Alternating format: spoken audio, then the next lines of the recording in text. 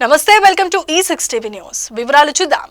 జూలూరుపాడు మండలంలో ఏజెన్సీ ప్రాంతాలలో ఉన్న కొన్ని గ్రామాలను స్థానికులు జనరల్ స్థానాలుగా మార్చాలి అంటూ కోర్టును ఆశ్రయించారు.